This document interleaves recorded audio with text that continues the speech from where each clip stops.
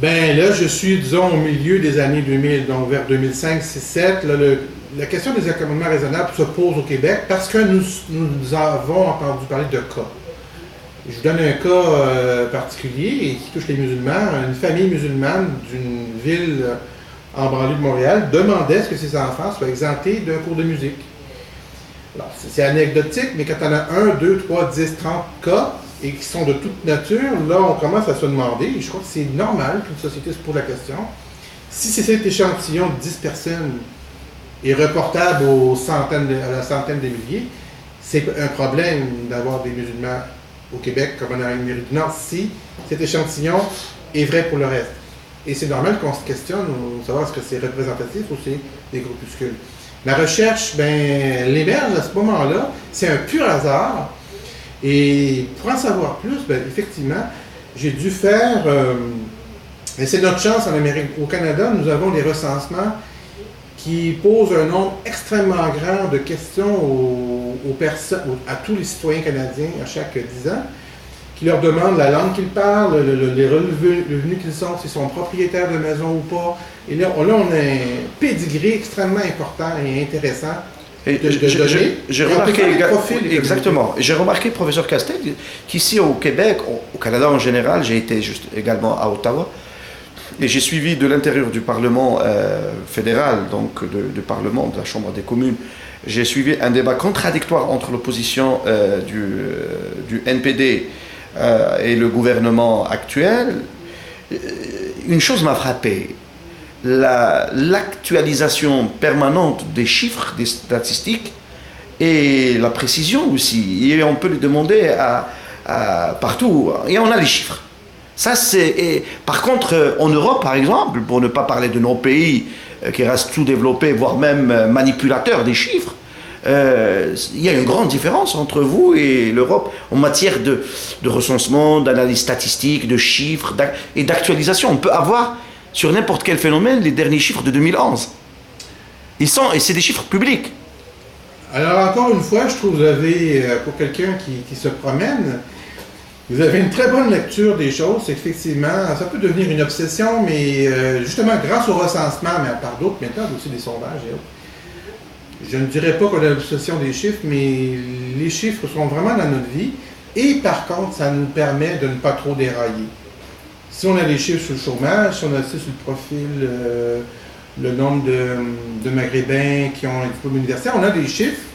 Alors qu'en France, dans tous les pays plus ou moins jacobins, on ne veut pas recenser l'ethnicité. Et on est bien d'accord, ça peut être un danger, ça peut être des formes d'exclusion, mais... Et d'éclatement aussi, Voilà. Mais par contre, ça nous permet de dépeindre les réalités sociologiques avec beaucoup de précision, de finesse et de justesse. Ce qui fait que dans ma recherche, justement, puisque je fais un lien entre les chiffres et puis ma propre recherche de terrain, mais moi je voulais connaître plus les communautés maghrébines. C'est bien beau entendre de tierces personnes que les Maghrébins sont comme ceci, comme ça, mais moi je voulais le voir et je me suis servi justement des chiffres. Et j'ai découvert, par le biais des statistiques, que les Maghrébins, les Algériens en premier lieu, mais les Maghrébins en général, c'était l'élite mondiale en termes de diplôme universitaire. Si je n'avais pas les chiffres, je ne pourrais que spéculer ou entendre des Maghrébins autour de moi. Vous pouvez nous détailler, par exemple, cet exemple-là, par exemple? Je n'ai pas forcément les chiffres en mémoire, il faudrait que j'y ai recours, mais je dirais que de mémoire, à peu près les Algériens, Algériennes, c'est autour de 40%. Je crois que c'est pas loin de 50 pour les hommes et autour de 40 pour les femmes. Je pas de niveau supérieur. L'université. Et c'est des niveaux apparentés pour les Tunisiens et les Marocains. Donc c'est extrêmement élevé. C'est les plus élevés du Canada. Alors, vous voyez l'intérêt des statistiques. Je peux dire ça. Et je peux dire que c'est plus élevé au Québec qu'au Canada. Et ça confirme que ce que je disais en début de l'entrevue, c'est que l'immigration maghrébine par le Québec a rien à voir sociologiquement et historiquement avec l'immigration vers l'Europe. Parce qu'on a eu vers l'Europe surtout des gens d'origine rurale. Ici, c'est l'élite. Et c'est le malheur. Notre bonheur, c'est le malheur de l'Algérie, c'est de avoir perdu ses cerveaux. Mais au moins avec les chiffres, on peut le savoir, on a des chiffres, on peut le dire et l'affirmer. Après, on peut questionner le sens des données, mais au moins, on a des choses très solides. Donc, les chiffres m'ont permis de connaître la communauté maghrébine par des profils de ce genre. Je peux savoir le nombre de personnes mariées, le nombre de célibataires. Écoutez, c'est une mine d'or. En même temps, le terrain m'a permis de donner du sens à ces chiffres-là. Ce n'est que les Maghrébins eux-mêmes qui peuvent m'expliquer les tendances. Alors, c'est ma chance. Hein? Justement, professeur Castel, je voulais savoir, bon, peut-être c'est le secret professionnel du chercheur, n'est-ce pas? Quelles ont été vos méthodes d'approche pour pénétrer la communauté maghrébine en général, et particulièrement, parlons maintenant particulièrement de la communauté algérienne. Comment vous avez procédé? Ben, c'est aucunement un secret. Je crois que c'est peut-être même, j'oserais dire, ma marque de commerce. Je trouvais que c'est important d'avoir des chiffres d'un côté, mais des personnes de l'autre, l'un pouvant expliquer l'autre. Les gens dans la communauté me disent, ben, tu sais, chez nous, il y a telle tendance, telle habitude, ou il y a beaucoup de ceci. Ben, exemple, une rumeur urbaine que j'entends beaucoup parmi les Algériens, il y aurait beaucoup de divorces. Je l'ai entendu 100 fois. On dit que parmi la communauté algérienne ici au Québec, le taux de divorce est de l'ordre de 56%. Oui, mais les chiffres m'ont prouvé que ce n'était pas le cas. Alors, quels sont les chiffres? Ben, au recensement de 2001, je n'ai que les vieux chiffres, mais les chiffres, c'est de mémoire, c'est autour de 4-5%. Ah, donc le gap, la marge d'erreur, elle est énorme. Ben, elle est énorme, mais par contre, 10 ans se sont passés. Alors, le boom de l'immigration algérienne, non pas maghrébine, mais algérienne, c'est les années 95 jusqu'à aujourd'hui. Alors, c'est sûr qu'en 2001, les Algériens viennent d'arriver. Donc, les familles sont forcément, je dirais, jeunes. Les Algériens peuvent immigrer à 30 ans, on en trouve beaucoup. Mais l'immigration est récente, donc forcément, le taux de divorce est faible. Mais après 15 ans, peut-être ça a changé. Mais le passage de 5 à 50 est, à mon point de vue, il est énorme. Et impossible. Moi, le chiffre, je l'ai eu d'éléments de gens travaillant sur des Maghrébins et des Algériens particulièrement, qui travaillent sur la communauté. Peut-être que les méthodes de divorce diverses, parce qu'il y a le divorce administratif et il y a le divorce religieux. Peut-être que ça, en termes de sociologie, oui. En termes de sociologie de la famille, peut-être que ça explique un petit peu ce gap, cette différence entre 4-5% et 56%.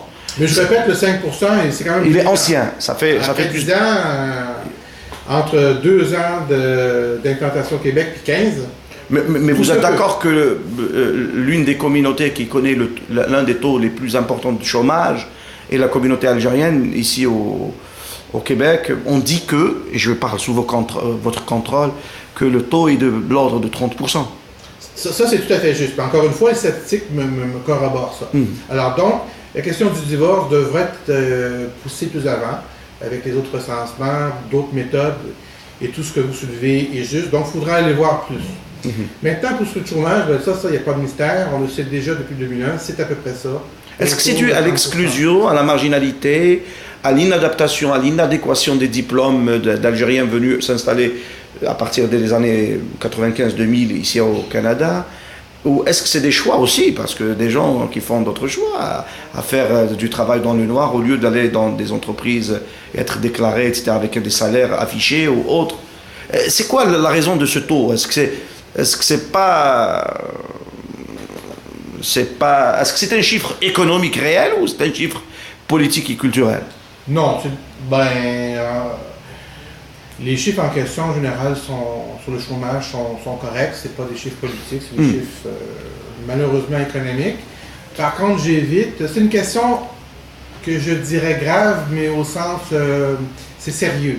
C'est une vraie question, il faut s'interroger, et qui soulève un paradoxe, parce que je trouve que l'immigration humaine des Maghrébins, je trouve personnellement, encore aujourd'hui, c'est quand même bon.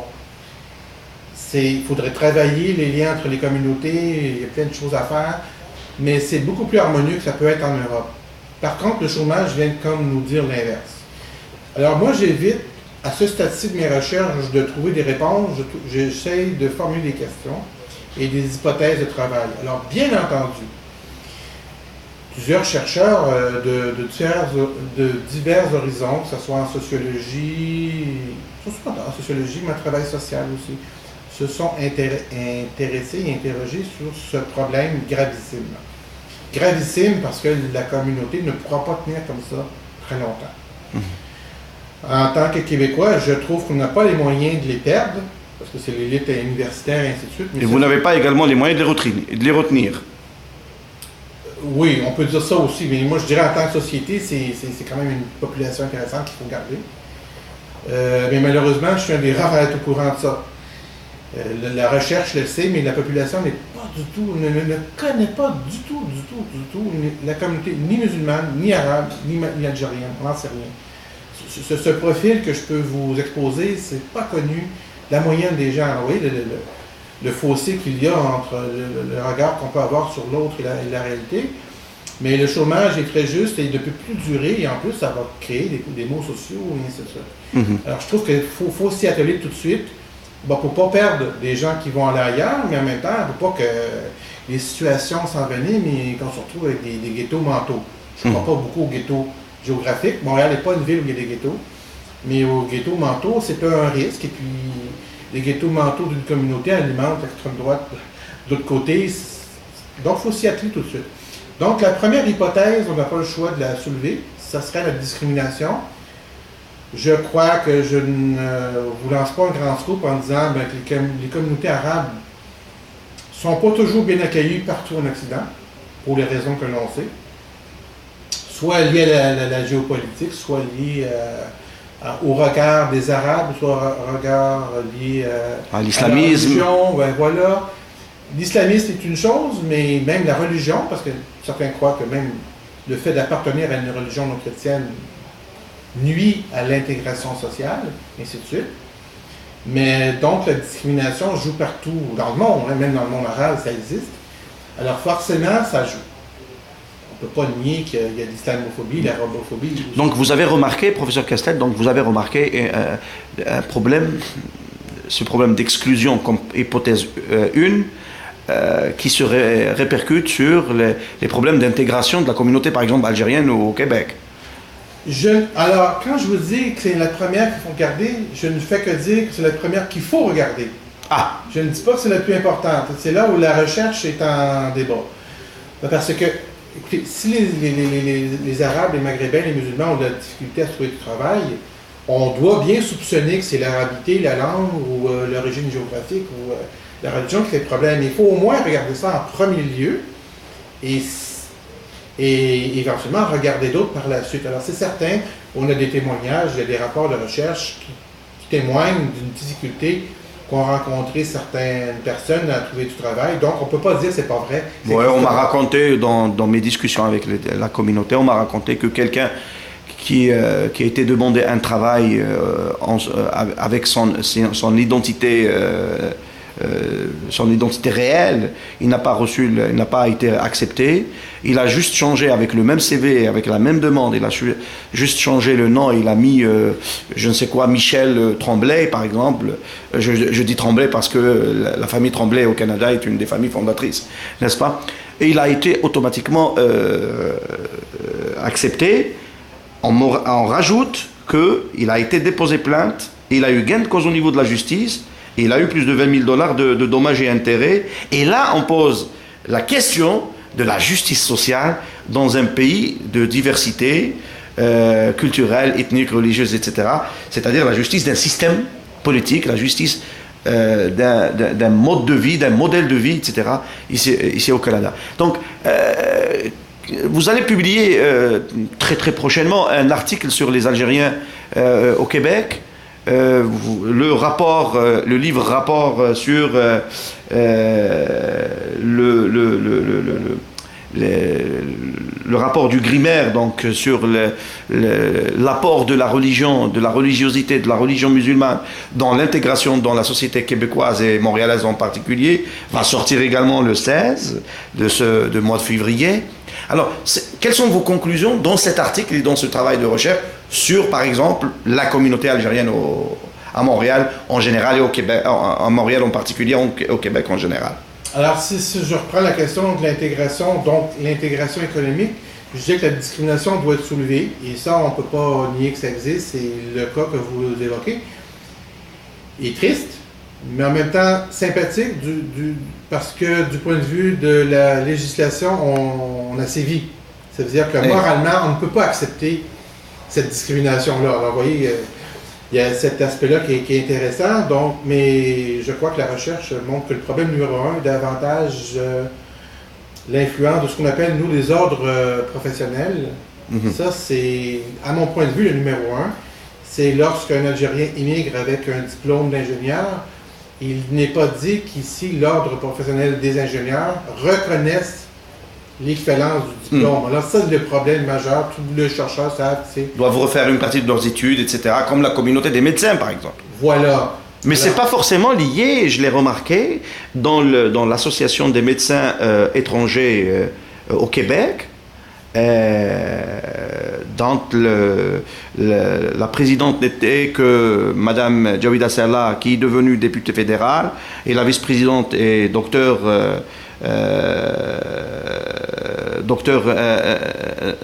Nassera Djilali Berkane.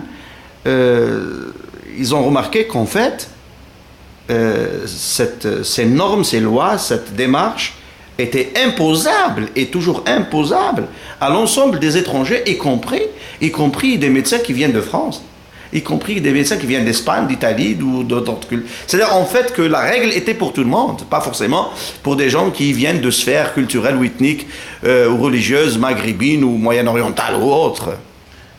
Vous avez une affirmation que je trouve juste et très importante parce que à partir du moment où on comprend que les ordres, d'abord, font leur travail, leur but, c'est pas un syndicat, hein, c'est de protéger les utilisateurs, comme la société.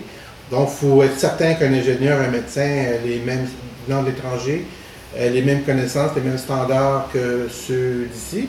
Et parmi les standards, malheureusement pour les immigrants, on attache énormément d'importance à l'expérience.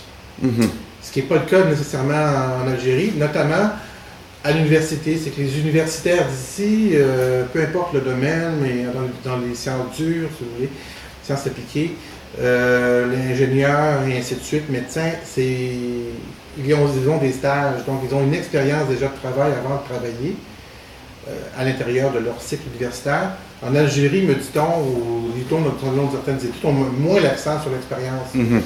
Alors, c'est sûr que les migrants, on leur demande une expérience canadienne. C'est sûr vous savez, en Algérie, il y a une petite anecdote, enfin une plaisanterie.